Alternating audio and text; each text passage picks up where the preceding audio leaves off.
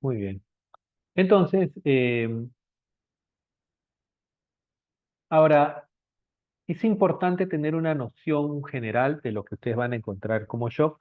Sin embargo, van a ver que hay algunas particularidades que van a requerir tener un conocimiento un poquito más avanzado y eso vamos a mencionarlo en cada uno de los momentos en que lo veamos, porque digamos, finalmente el shock es una situación que tiene un compromiso multisistémico y como tal vamos a encontrar alteraciones a nivel cardiovascular, respiratorio, digestivo, etcétera. Así que al final es eh, una situación que involucra el conocimiento de todos los aspectos semiológicos. Así que es importante ahora tener nociones generales, pero después al final del curso seguramente van a tener una idea mucho más clara de cómo evaluar clínicamente a un paciente en shock. Pero es importante desde ya tener una idea de lo que es la fisiopatología y, digamos, la aproximación clínica básica a un paciente en shock.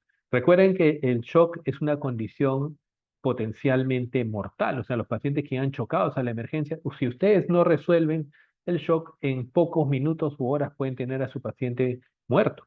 Así que es una situación crítica que involucra pensar rápido, pero pensar de manera sistemática y consistente.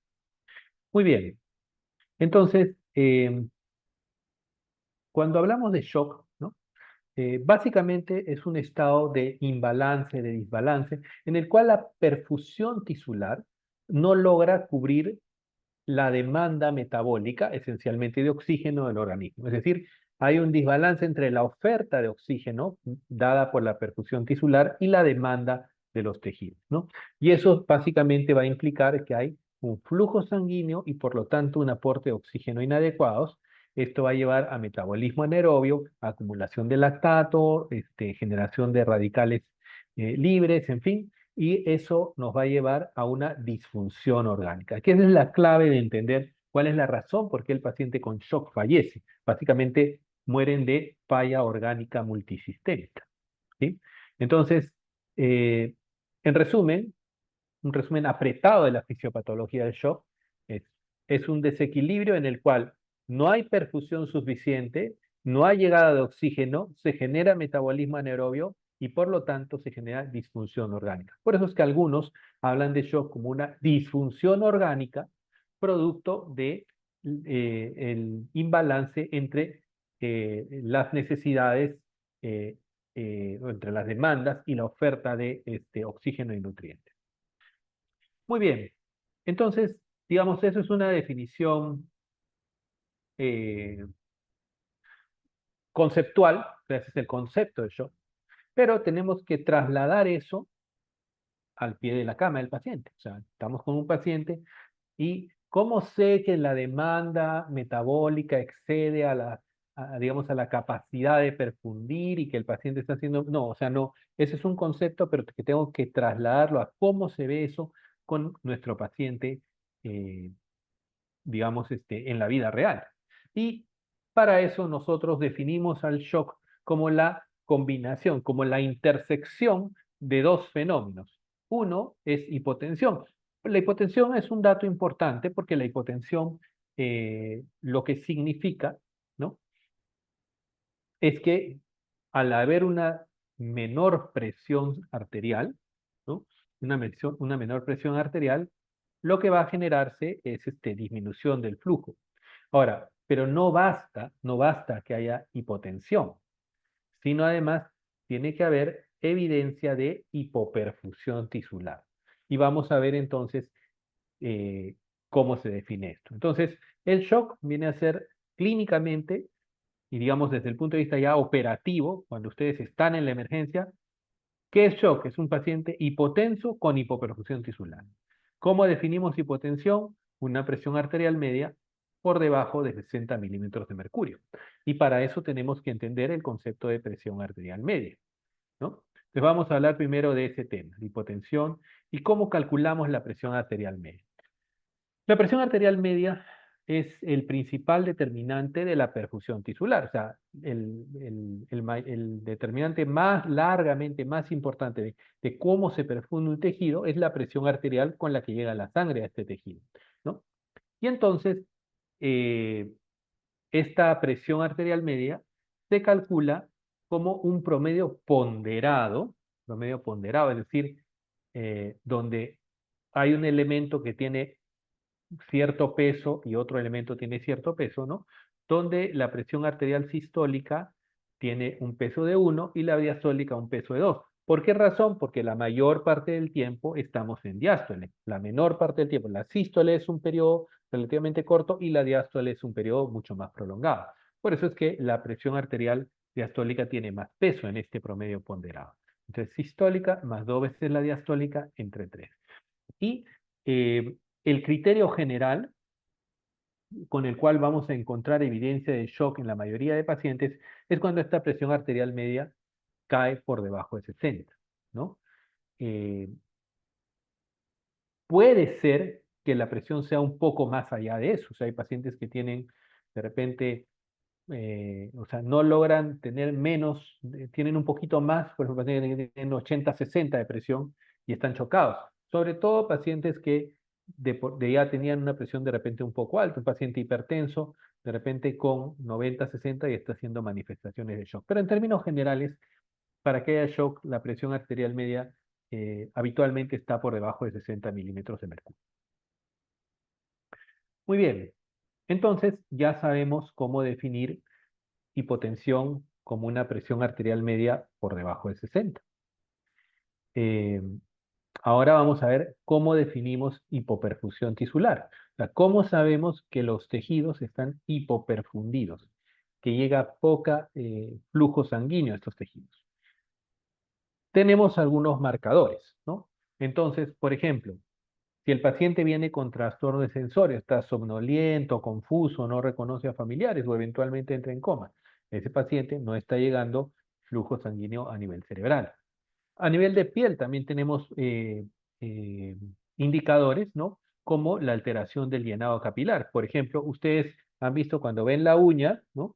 Lo que hacemos nosotros es presionamos la uña y si ustedes ven eso y ustedes presionan ligeramente la uña, y palidecer. Y cuando ustedes vuelven a soltar, eso rápidamente va a volver a ponerse rosado. Y eso va a demorar menos de 2 segundos. En el paciente que tiene hipoperfusión tisular, ustedes presionan y esto va a palidecer. Y cuando ustedes sueltan, va a quedarse pálido y va a demorar en llenar. Entonces, este llenado capilar por encima de 2 segundos es un dato importante de hipoperfusión. Y bueno, si el paciente, si además, o sea, si esto es mucho más extremo, la extremidad va a estar cianótica, ¿no? Entonces, a nivel de piel, mal llenado capilar o cianosis, ¿no? A nivel pulmonar, podemos encontrar hipoxemia, ¿no? Eso generalmente lo vemos con un análisis de gases arteriales. Sin embargo, hoy en día todos tenemos, y eso es parte, así como tienen su estetoscopio, su tensiómetro, su linterna de luz blanca, su baja lengua, todos deben tener su pulsoxímetro. Entonces, el pulsoxímetro nos permite evaluar cómo está la saturación de oxígeno de la hemoglobina y normalmente la hemoglobina está saturada por encima del 95%, ¿no? Cuando encontramos una saturación por debajo de 90, es un buen indicador de hipoxemia. Entonces, eso es un dato importante, ¿no? Y finalmente, oliuria, ¿no? O sea, si el paciente les dice, bueno, orina menos, eh, eh, y en el momento de la emergencia, cuando un paciente llega hipotenso, chocado, nosotros ahí le ponemos una sonda urinaria y vemos el gasto urinario, o sea, cuánta orina va saliendo por hora. Y si esto es menos de 0,4 mililitros por kilo por hora, entonces diremos que está con oliuria, ¿no? Entonces, por ejemplo, si un paciente pesa, vamos a suponer, 60 kilos y orina 120 mililitros, entonces el paciente, si pesa 60 kilos y orina 120 mililitros en una hora, entonces estará orinando 120 entre 60, 2 mililitros por kilo por hora, lo que es algo aceptable, ¿no? Entonces, si la orina es, el paciente habla de que, bueno, sabe que el paciente, generalmente viene el familiar o ¿no? Y le dice, bueno, mi familiar está así, se ha puesto mal, no responde, no orina. ¿Ya? El dato que no hay orina indica, pues, lógicamente, compromiso renal. Pero a veces no hay esa información, entonces, ¿qué hacen? Colocan la sonda urinaria y si el gasto urinario es de menos de 0,4 mililitros kilo hora, ahí tenemos, pues, un dato. Entonces, la hipoperfusión tisular, en resumen, puede evidenciarse, ¿no? Eh, a través, ¿no? O sea, ¿cómo sabemos que la sangre no está llegando a los tejidos? Si el paciente tiene alteración de conciencia, mal llenado capilar, cianosis, si está desaturando o si está oligúrico, ese paciente está hipoperfundido.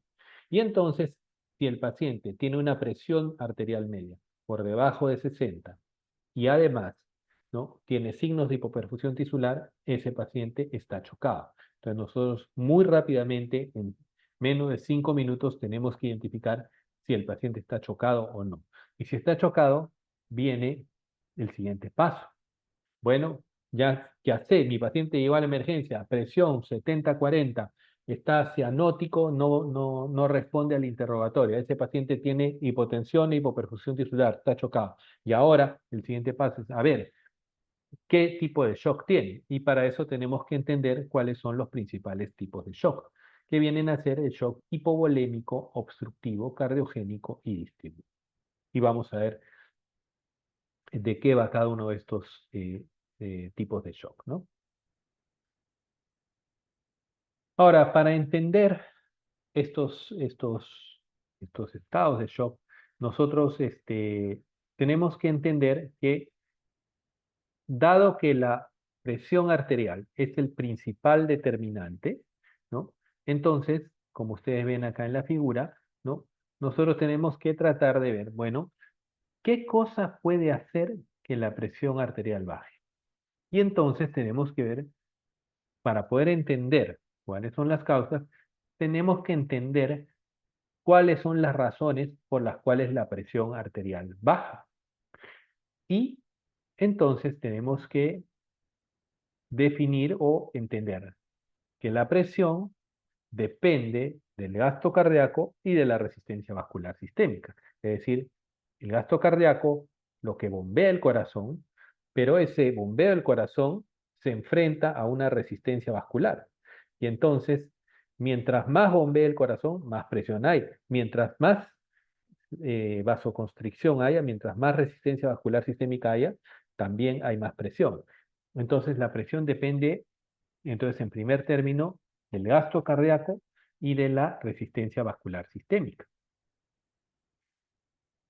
Y por lo tanto, si ya sabemos que el shock involucra que disminuya sustancialmente la presión arterial, entonces la presión arterial va a bajar o porque el gasto cardíaco baje o porque la resistencia vascular sistémica disminuya, ¿no?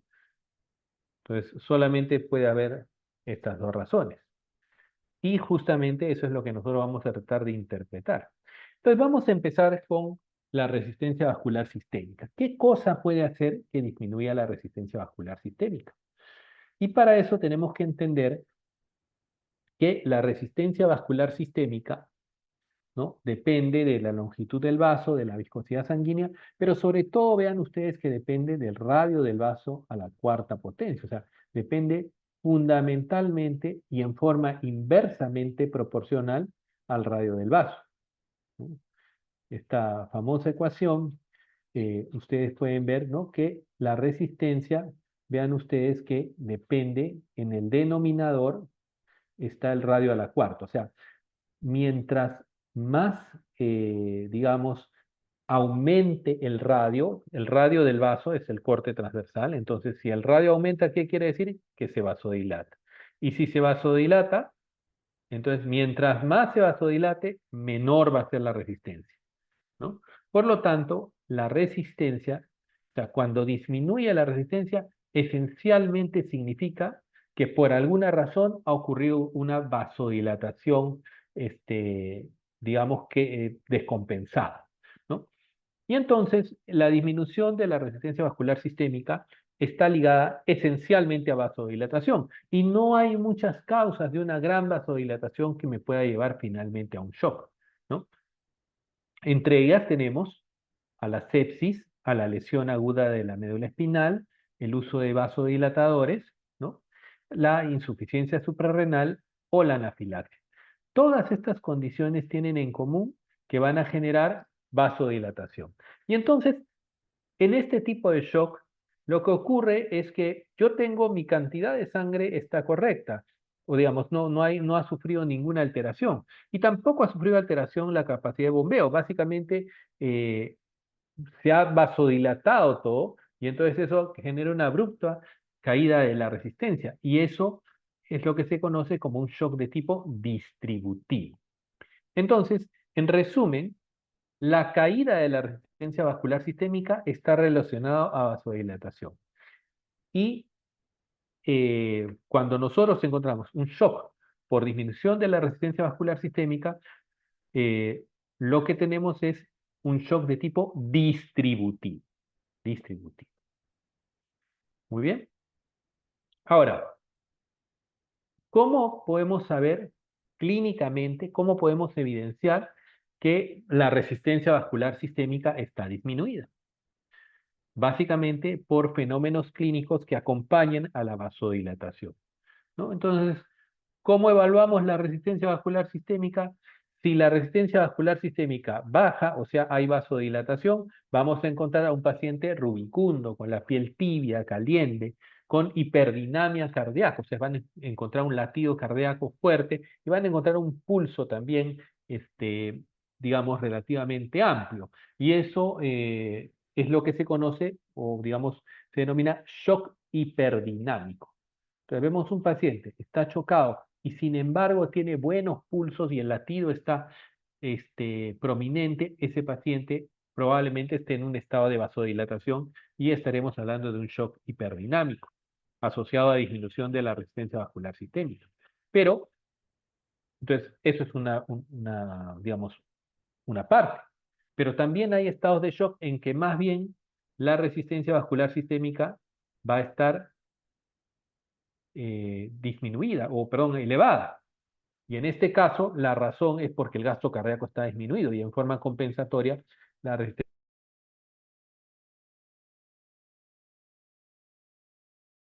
vascular sistémica se eleva. Hablamos de vasoconstricción. Entonces vamos a encontrar frialdad distal, mal llenado capilar, piel pálida, cianótica, ¿no? Eh, y por lo tanto, si encontramos si no encontramos, digamos, si encontramos evidencia de disminución de la resistencia vascular sistémica, entonces significa que el problema es el gasto cardíaco. El problema es una disminución del gasto cardíaco. Y entonces estaremos hablando de un shock hipodinámico. Entonces el shock hipodinámico eh, cursa con resistencia vasculares sistémicas, resistencia vasculares sistémicas disminuidas, ¿no? A diferencia del shock distributivo, en el cual lo que encontramos es más bien una resistencia vascular sistémica reducida como causa principal del shock, ¿no?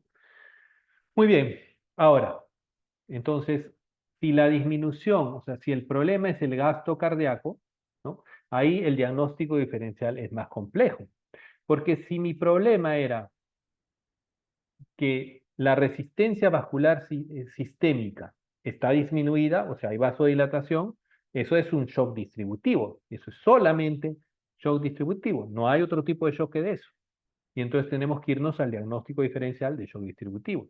Sin embargo, si más bien la resistencia vascular sistémica está elevada y por lo tanto el gasto cardíaco está disminuido, ahí tenemos que hacer el diagnóstico diferencial entre hipovolémico, obstructivo o cardiogénico.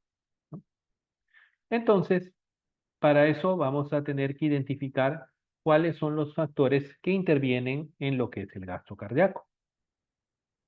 Y el gasto cardíaco, entonces, depende de la frecuencia cardíaca por el volumen de eyección, ¿no? O sea, ¿de qué depende lo que sale del corazón? Depende de la frecuencia cardíaca, o sea, el número de latidos, y del volumen de eyección, de cuánto bote yo por cada latido. Eso es el gasto cardíaco esencialmente, ¿no?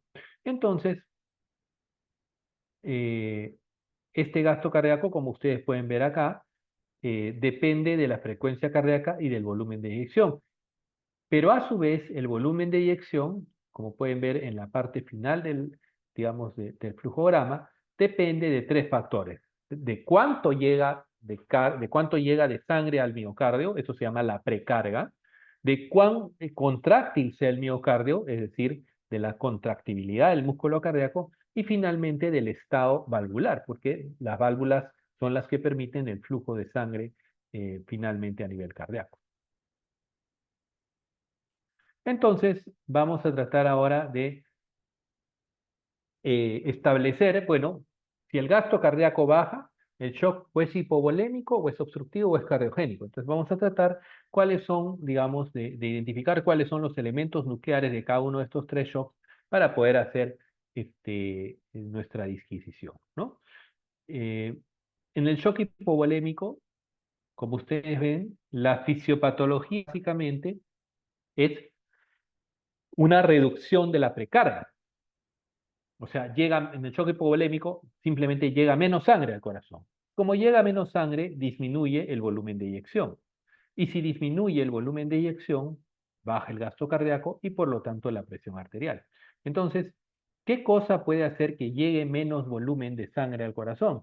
Obviamente el sangrado, ¿no? Pero si yo sangro 1 litro, tengo 1 litro menos de sangre, llega menos sangre al corazón, baja el gasto cardíaco y por lo tanto hay hipoperfusión y shock.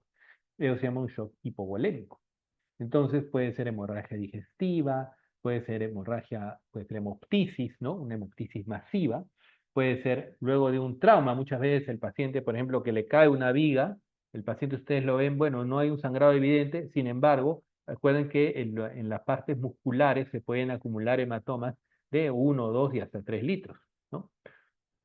O embarazo ectópico roto, ¿no? Esto, por ejemplo, esto ocurre cuando vean, por ejemplo, mujeres en edad fértil, ¿no? Que tienen un shock, ya una mujer en edad fértil ya chocada. Entonces, una pregunta fundamental ahí es la fecha de última regla. Porque si tiene un atraso menstrual y ya chocada, el embarazo ectópico, es decir, un embarazo que en vez de ocurrir en el útero, ocurre por fuera, generalmente a nivel de las trompas, se rompe y sangra masivamente a la cavidad peritoneal. Entonces, la paciente ustedes la operan y pueden encontrar 2, 3 litros de sangre en la cavidad peritoneal. Y es una condición que muy rápidamente mata al paciente o a la paciente, ¿no? Así que es algo que hay que tener siempre en cuenta en un shock no explicado, abrupto en una mujer joven, ¿no?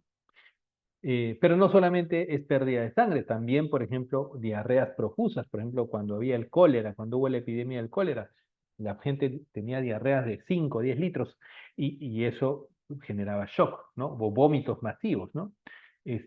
Pacientes con quemaduras extensas o pacientes que tengan grandes poliurias, ¿no? Pacientes con cetoacidosis diabética, diabetes insípida o uso irracional de diuréticos, ¿no? Entonces, todo eso es, digamos, las causas de shock hipovolémico.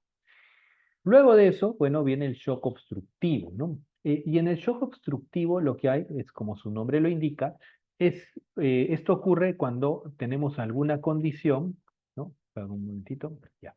Cuando ocurre alguna condición que lo que hace es hacer que el miocardio se enfrente a una resistencia muy grande que impida la salida de la sangre. Por eso se llama shock obstructivo.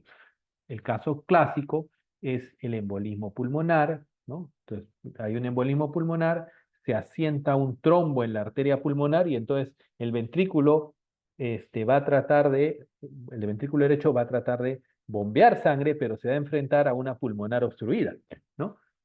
Eh, O, por ejemplo, puede ocurrir también que se llene el líquido, el pericardio, la membrana que envuelve al corazón, se llene de líquido, y se llena de líquido a presión, de modo tal que ejerce tal presión que impide llenarse al miocardio y le impide bombear, ¿no? Entonces, por eso en el shock obstructivo, digamos, tenemos que pensar en tromboembolismo pulmonar, taponamiento cardíaco, neumotórax a tensión o derrames pleurales masivos. Todas estas condiciones básicamente obstruyen la salida de sangre a nivel cardíaco.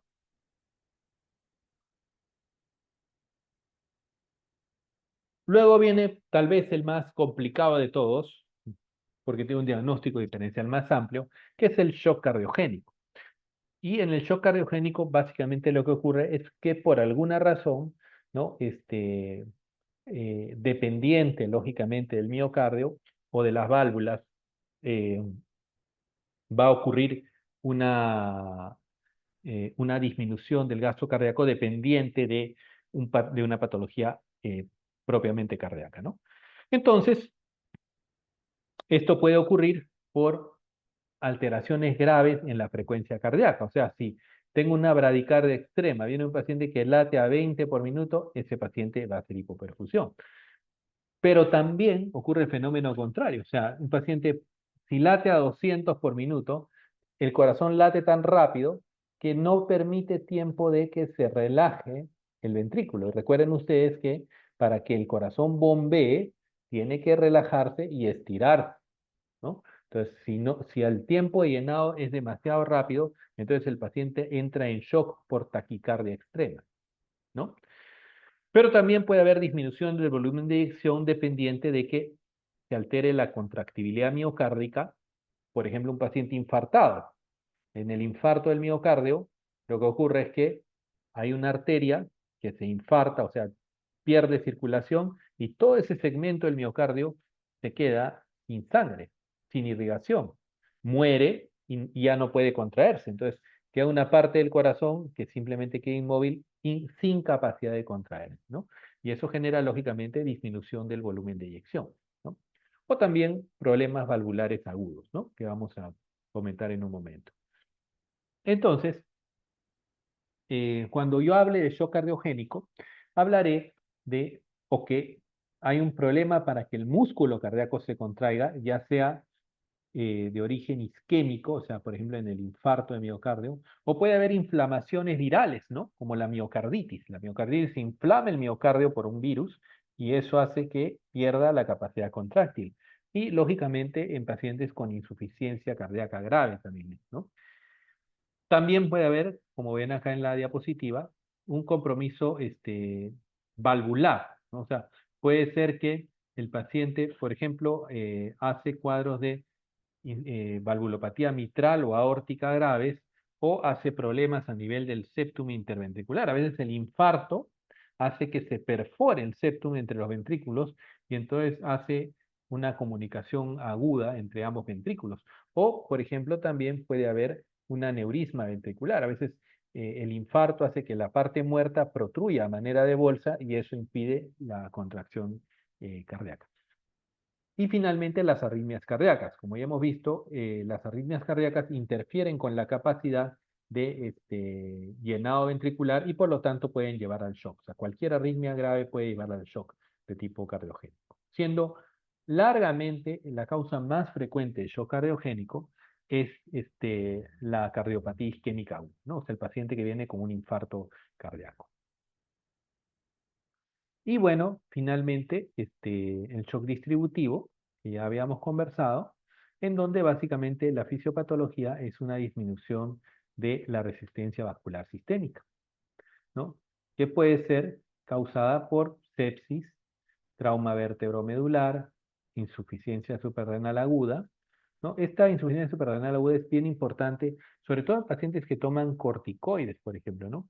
Estos pacientes toman corticoides y entonces dejan de producir corticoides endógenos y ustedes le retiran los corticoides por cualquier razón y entonces el paciente entra en shock, ¿no? Este, Shock anafiláctico, una vasodilatación masiva, ¿no? Típicamente van a encontrar, ven un paciente, si ven un paciente chocado y ven con angioedema, edema de labios, ya ustedes saben automáticamente que es un shock anafiláctico. Inmediatamente lo que tienen que hacer es le ponen adrenalina y con eso acaban el cuadro. O pacientes con pancreatitis, quemaduras graves, coma mixedematoso, o algunas intoxicaciones por barbitúricos benzodiazepínicos que llevan a vasodilataciones importantes, ¿no? Largamente la causa más común, sin embargo, es sepsis.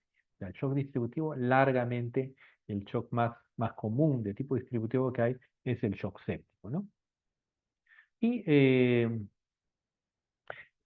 shock séptico es un tipo de shock distributivo, pero tal vez merezca un par de palabras adicionales.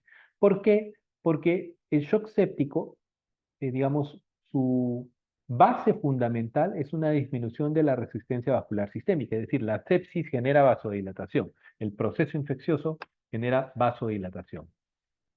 Sin embargo, eh, los mismos productos bacterianos, las citoquinas, o las propias interleuquinas producidas por el organismo en respuesta a la sepsis, ¿no? eh, pueden generar también lo que se llama una cardiomiodepresión inducida por sepsis. Es decir, ahora se genera eh, eh, una, entre comillas, toxicidad por nuestras propias citoquinas o por propios factores bacterianos que hacen que el miocardio ya no pueda contraerse, ¿no? Entonces vamos a tener, por un lado, disminución de la resistencia vascular sistémica, pero por otro lado, también disminución del gasto cardíaco. Entonces, este paciente puede presentarse con shock de tipo hiperdinámico o hipodinámico, de acuerdo a si predomina la disminución de la resistencia vascular sistémica, que eso es en los estadios iniciales, pero conforme el shock avanza y la cardiomiodipresión se hace más grave, entonces va a predominar más bien el componente de disminución del gasto cardíaco. Y este shock de hiperdinámico va a pasar a hipodinámico, ¿no? Por eso es que el shock séptico tiene características mixtas, ¿no? Y es un tipo particular de shock, ¿no? Y es probablemente el shock que van a ver muy frecuentemente en las emergencias, junto con el shock hipovolémico. Probablemente los dos shocks más importantes es el shock hipovolémico y el shock séptico. Esos son los que representan más del 80% de casos de shock que ustedes van a tener o van a encontrar al momento que evalúen pacientes en la emergencia, ¿no? El shock séptico, ¿no? Entonces, ¿cuáles son las infecciones que nos pueden llevar a un cuadro séptico? ¿No? Neumonía, infección del tracto urinario, sepsis de origen gastrointestinal, colecistitis, colangitis, apendicitis, peritonitis, abscesos intraabdominales, etcétera, o de origen ginecológico, ¿no? Aborto séptico es una condición que siempre debemos pensar cuando encontremos una sepsis de causa no clara en una mujer en edad fértil, ¿no? Lamentablemente, digamos, como en nuestro país el aborto es ilegal, entonces la gente se va y bueno, la gente que tiene dinero puede hacérselo en una clínica, sin embargo, la gente que no tiene dinero y que no puede acceder a un hospital a hacerse el aborto, se va pues donde comadronas y se meten palitos de tejer, eh, en general cosas afiladas para inducir el aborto y eso genera procesos infecciosos, ¿no? Em, y menos frecuentemente infecciones del tejido, digamos, de celulitis graves, ¿no? O meningitis pudieran estar relacionadas a un shock séptico, ¿no? Pero largamente los cuadros más importantes del shock séptico vamos a encontrarlos en forma de neumonías, infección de tracto urinario o sepsis intraabdominales, ¿no? Siendo un poco menos frecuente la sepsis ginecológica y la de piel y tejidos blandos. Muy bien, entonces ya teniendo más o menos claro, ¿no? Que el shock, ¿no? Lo vamos a definir como, desde el punto de vista práctico, como la presencia de hipotensión asociada a hipoperfusión tisular. También estamos viendo que rápidamente debemos identificar si el paciente está taquicárdico, con pulsos fuertes, con, digamos, un latido cardíaco prominente. Ese paciente está en un shock hiperdinámico y ese es un shock de tipo distributivo, mientras que si más bien la piel está fría, cianótica, y los pulsos son débiles y los latidos cardíacos poco audibles, este paciente estará frente a un shock más bien de tipo hipodinámico, que a su vez puede ser hipovolémico, puede ser obstructivo o puede ser cardiogénico. Muy bien. Entonces, ya conociendo esto, es importante ver, bueno, cuáles son los aspectos puntuales de la historia clínica que tenemos que tener especial interés en tocar, dado que además este paciente va a estar muy mal, nos va a poder decir muy pocas cosas, tenemos muy poco tiempo para obtener esta información, entonces tenemos que saber algunos datos clave, ¿no? Entonces, siempre preguntar si el paciente ha tenido fiebre o síntomas sugerentes de infección, si ha tenido historia de diarreas, vómitos, dolor abdominal, si ha habido hemorragia o pérdida sanguínea de cualquier tipo, si ha habido dolor torácico, particularmente en pacientes con enfermedad cardiovascular, si ha habido cirugías recientes o que el paciente esté inmovilizado de manera reciente. Recuerden que la inmovilización, las cirugías recientes son un factor de riesgo para desarrollar embolismo pulmonar, ¿no? Y un shock obstructivo en forma secundaria. Trauma, ¿no? El paciente ha tenido, lo han atropellado, se ha caído, etcétera. Uso crónico de esteroides anticoagulantes y un dato clave siempre en toda mujer en edad fértil, la fecha de última regla.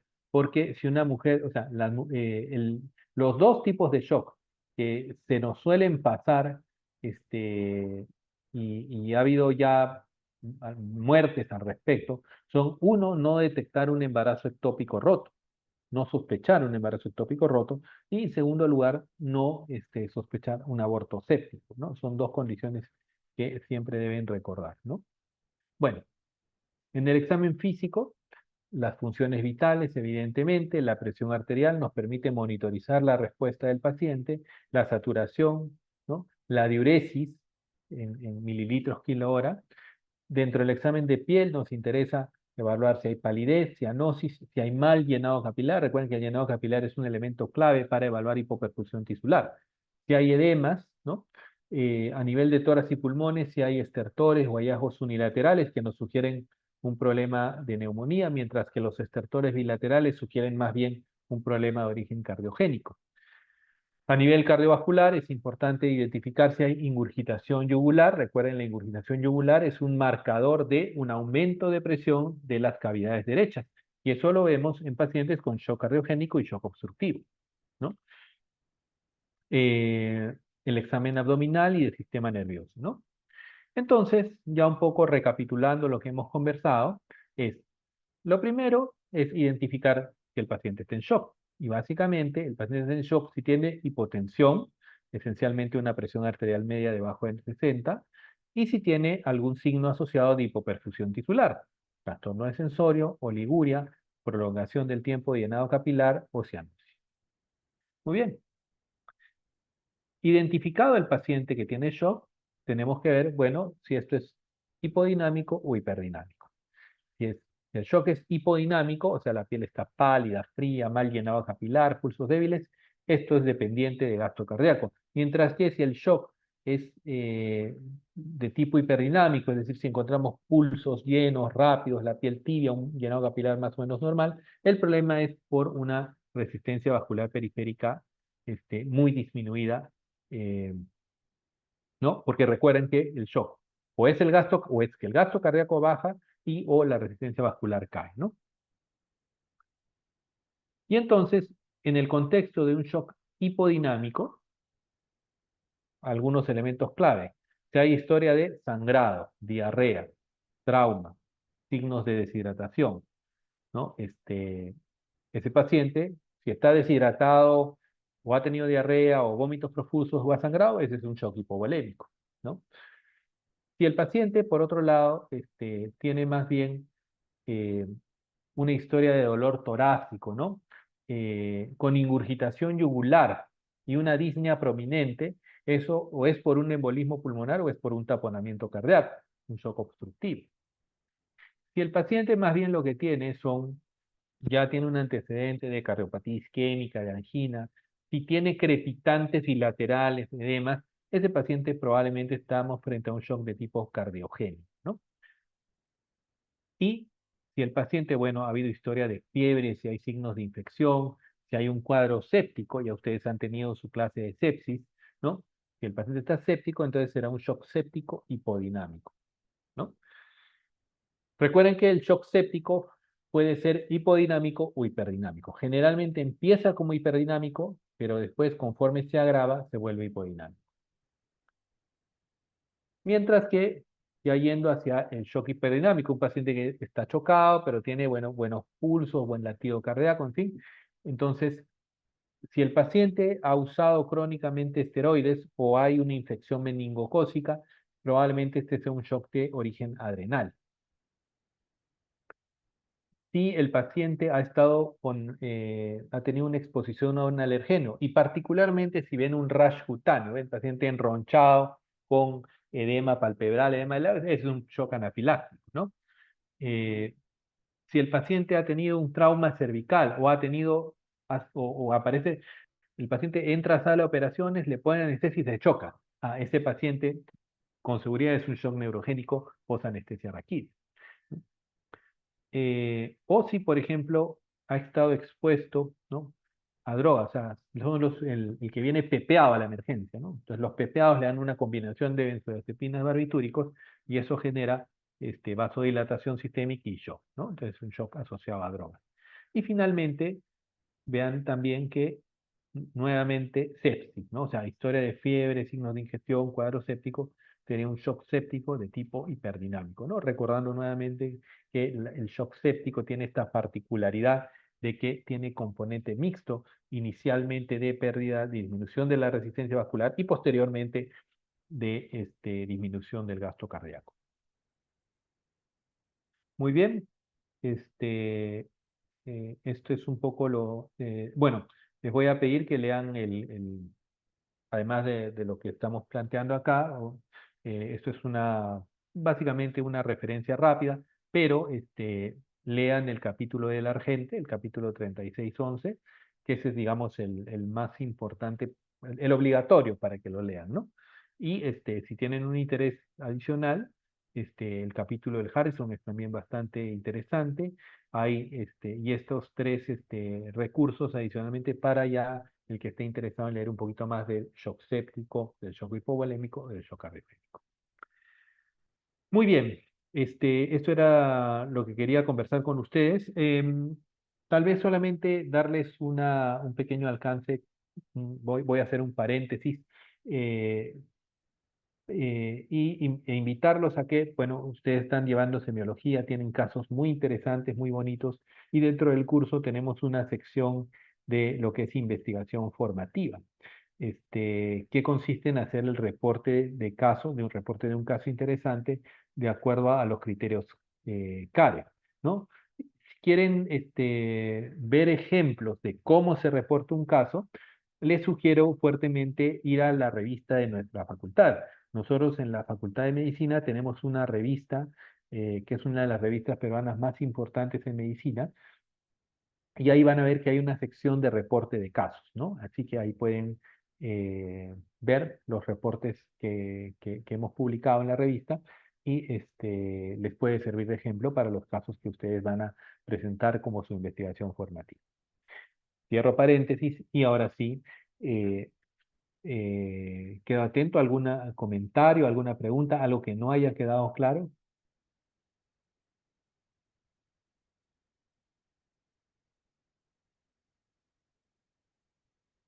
A ver, en el chat, todo claro. Eh, ¿Preguntas? ¿No? Bueno, esta vuelta a la Todo claro, virtualidad. doctor. Muy bien, bueno, la vuelta a la virtualidad ha sido, digamos, forzada en esta ocasión, ¿no? Bueno, ya habrá ocasión de encontrarlos presencialmente en alguna otra clase, así que bueno, ahí quedaríamos. Si no hay más preguntas, bueno, este, lo dejamos ahí y bueno, revisen para su examen, particularmente, como les digo, el capítulo del Argente, ¿no? El capítulo del Argente, que es un capítulo bastante claro, bastante, no es muy grande y en 4 o 5 hojas les resume bastante bien el tema del shock, ¿no? Muy bien, entonces cerramos la grabación Doctor, y una sí, sí, pregunta. sí, sí, En claro. shock séptico, lo primero que se va a ver en el paciente va a ser la caída de la resistencia vascular sistémica y posterior a esa la caída del gasto cardíaco. Así es, así es. Por eso el shock séptico, cuando al inicio del paciente con shock séptico, ustedes lo van a ver, pues, ¿no?, un poco rubicundo, con buenos pulsos, en fin. Porque el primer problema que ocurre, o sea, lo primero que ocurre es por el proceso infeccioso, ocurre vasodilatación. Pero después, este, existe este fenómeno de cardiomiodepresión inducida por sepsis. Y lo que va a pasar ahí es que el corazón pierde contractibilidad y entonces ya se comporta como un shock cardiogénico. Pero a la vez, o sea, está a la vez hay baja del gasto cardíaco y al mismo tiempo disminución de la resistencia vascular sistémica. Pero ya predomina el shock más bien cardiogénico hipodinámico.